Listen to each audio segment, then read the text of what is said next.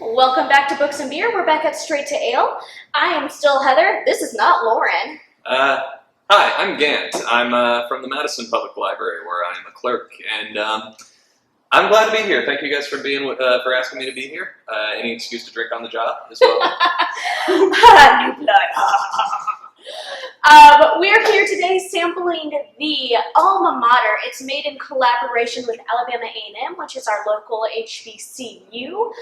The students largely made it, which is one of the fun parts of this beer. And of course, the brewers at Straight to Ale oversaw to make sure things didn't go awry. It's nice to see young minds really living up to their potential. Yes, always living up to their potential. Doing good work, doing the good work here. Perfect.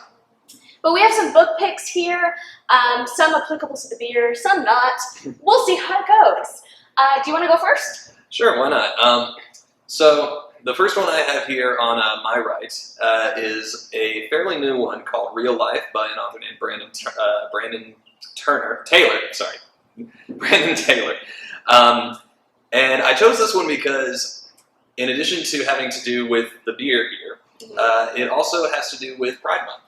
Yeah. Our main character, as well as the author, the main character here is Wallace. He is black and gay, and he is also a biochem grad student at a Midwestern university. So I just thought this was a perfectly natural pick for the beer. I mean, I think he probably could have done exactly this. But it is, it's pretty, it's kind of a hot pick right now. It's got a bit of a holds list going for it in our system right now. And I can see why. I really do like the writing style here. It's very descriptive. It's really great at human interactions, especially like the kind of vitriolic and awkward ones. But it also has a tenderness to it, which I like. It opens up, the introduction of the book is a song. I don't remember what it is exactly, but it's something like sad evenings are allotted to me, and I read that and I was like, oh great, that bodes well for this. But I read it and it's very emotionally complex, which I like, and I like also that in his writing, his prose pays a lot of attention to the entire scene, not what's immediately happening, which gives a very complete sense of place and a big sense, especially in Wallace's mind, of how kind of out of place he feels in a lot of areas. I will say, I mentioned that he's good at awkward stuff. The first chapter in particular here, it's rough. Oh yeah. It's like watching The Office with a mouthful of straight vinegar. There's a lot of puckering going on. But the best stuff, I think, here is the romantic stuff. It feels very human, very tender, very sweet. And something I like about this is, despite the fact that all these characters are grad students in biochem, it does not feel clinical when it talks about the science. It talks about the science with a sort of romance to it. Like it talks about, it compared a contaminated sample of nematodes to it was something like to a lake in the summertime or something like that. Interesting. And I like the way it explores this kind of the simple awkwardness that kind of passes over our heads a lot of the time of being the only kind of whatever in a particular given area.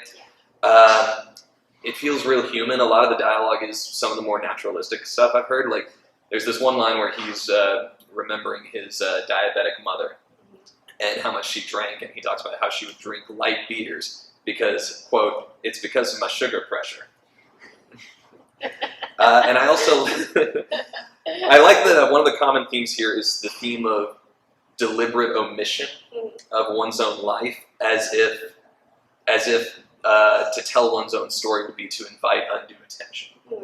So I would give this a very hard recommend. Very enjoyable read. Okay, I'm gonna steal because I have a beer-related one too, and it's about as directly related to the beer as you can get. All right. I have William Hooper Councill, The Greatest Negro the Race Ever Produced by Eddie Davis Jr.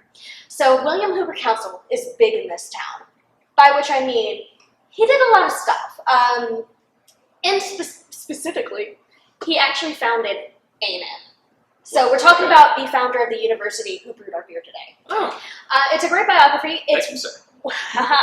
It's one of the more readable biographies I've ever come across.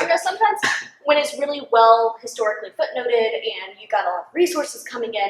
It's very dry, and you kind of fall asleep in the middle of it. This is not one of those biographies. It's well researched, and it's a compelling story at the same time. Awesome. So the nickname, the greatest Negro the race ever produced, that actually came from a former secretary of Alabama, Franklin Julián, I believe was his name. And I can see why. He was big in this town, but also big for our state. He was one of the leading activists and educators, particularly in North Alabama.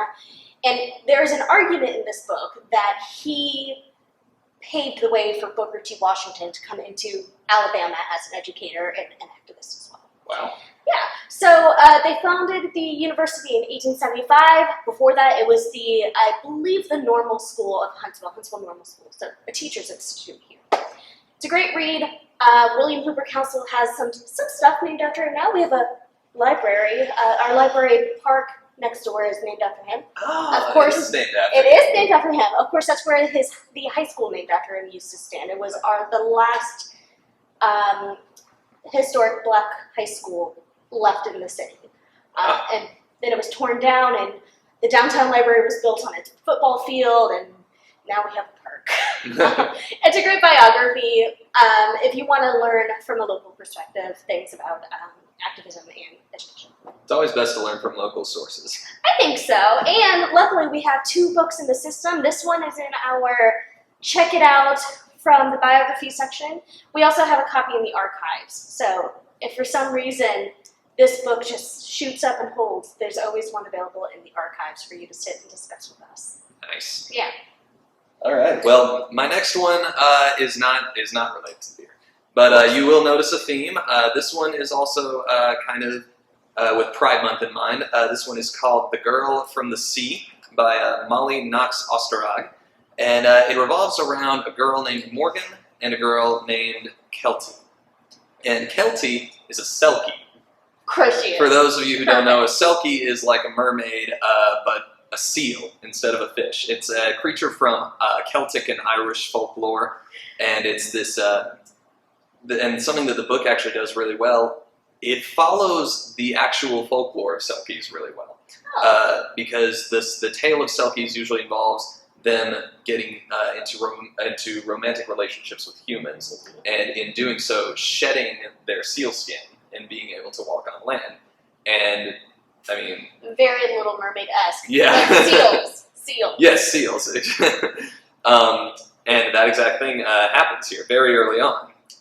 And the relationship between the two, again, is very, very tender, but it feels, the whole story feels kind of like a teen drama, but a little more mature. So is it YA? Yes, it is a YA graphic, and like even from the way it's organized, like there's not a huge section, but a considerable part that is a montage, and it's half of it is Morgan's text messages from her friends on her phone, and the other half is her spending time with Kelty as they fall more and more in love. And so cute.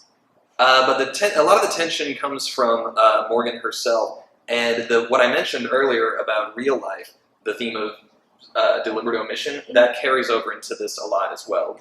Morgan is 16 years old. She is a child of divorce. She has not been getting along with her brother in a long time, and she just kind of wants to get away from her, from her life and just be entirely who she is. Whereas right now she keeps everything in boxes because she doesn't want, in her words, like just another source of stress, just something else to deal with. And it's very cool to see her work through that. I think this would be something I really would have loved to have seen as a teenager myself. And also, can't believe I haven't mentioned this yet, the art is just lovely. Just lovely. It's so vibrant and colorful and warm and poppy. I really, really love it. So yeah. Also, I really love the way the mom is in this. I won't be specific, but I just really like her. And Morgan herself actually reminds me a little bit, in some ways, of some people in my own life. So if you want to know how the mom is, go check out the book. Yes. There you go. So I'm actually happy to present a couple Pride Month picks as well. My first one is called "This Is How You Lose the Time War." It's a co-written by Amal El-Mohtar. I probably butchered that. And Max Gladstone. I didn't butcher that one. Title's really cool. I know! And, like, it has birds that are offset like and that. jagged, and it's like they've been moving through time. Because, in fact, we have agents who move through time on opposite sides of a time war. So they represent different factions. And they're like the most direct enemies you can get as enemy agents go. But they do keep crossing each other's paths, and eventually they start leaving like snipey little notes for each other, like, ha ha ha, you did not catch me this time, or, you know what, I really liked the tactic you used. And eventually the notes become super flirty. Oh. Yeah, Oh. super flirty, and a little romance blossoms. They've never really met each other. They just have these messages they've glimpsed each other from across time. We simply must stop meeting this way. We must stop meeting this way. I picked it for Pride Month. Why? The agents are female. That is simply it. It is a very straightforward sci-fi romance. I've never read a sci-fi romance before, so that was entertaining. But it doesn't make a big deal out of it. It's very nice in that way. A lot of books I've read in the past few years have been like, and we're inserting this characteristic to make a point. And this is what it is. Yeah. It is beautifully written. The letters get kind of prosy. It describes their home factions a lot. Like, one of them comes from the agency. And it kind of gives you the impression that they want order. It kind of seems dystopian to me, but whatever. It's the agency. And I also get the impression that agent is largely cyborg. They never say cyborg, but she's got like wires and like artificial organs and stuff. I know. And the other one is from the garden. Oh, not the garden. It's just garden. I don't know why not the garden. It's just garden. Maybe it's an organization. Oh, it's not. It's a big... Well, I guess you would know. It's a big nature-driven universe that runs alongside the agency, and they're just constantly warring for destruction versus growth, essentially. Okay. There is a big twist at the end of this that I would love to tell everyone about, but I feel like it would not make the book as good if I did. Oh, yeah. No. You good. Yeah. Can't. You good. Yeah, I know. Okay. You have to go. Yeah, I'm gonna roll it. So, wow. Cyborgs, too. Really. I know, they just toss in cyborgs and plant people for funsies. Man, that just makes everything better. I know. All right, my last one here, again, I thought was appropriate for Pride Month. This is a picture book, Yes. and I mean that very literally. It is almost entirely pictures, and it is called Julián is a Mermaid. This one was actually introduced to me by Alex Kim Young, who is the circulation manager over at Madison, where I work. And it is a story about a young boy named Julián and his abuela. And while they are out one day, Julián sees these three beautiful women, kind of these, they kind of have that grand, sort of bodacious style to them. And he's instantly not only enamored, but he is instantly like, that's me. And I think, and he asks Abuela, like, who are they? And Abuela says, those are mermaids, Julián, and he's just like, I'm a mermaid. And they go home, and I mean, can I spoil this? It's a kid's book. Yes, please, So please do. they go home. And Julián immediately figures out some way to make a really nice dress for himself. And at some point, Abuela kind of walks in on him, and at first he's a little scared. Yeah. It's like, but she takes him out to a parade where there are tons of other mermaids. Oh, that's wonderful. And it's a very beautiful, heartwarming story. Not heartwarming, that's something checked. different. But yeah, it's very, very beautiful, very nice to see. And something else that I personally like about it, it's done entirely on brown paper, which weird. yeah, but I think it just works a lot better for the style. It's a little bit. It's very cartoony. Everything is pretty exaggerated, but still very recognizably human. Sure. But yeah, I don't, and that's also just not something you see very often. We're just used to seeing either illustrations on white pages or maybe cardboard or pop up if we're lucky. But it's just really cool to see that on the paper. It makes it feel more earthy, more organic, a little bit more lively. And yeah, like I said, the story is almost entirely pictures. There's there's a little bit of narration here and there where it's like, this is Julián and his abuela.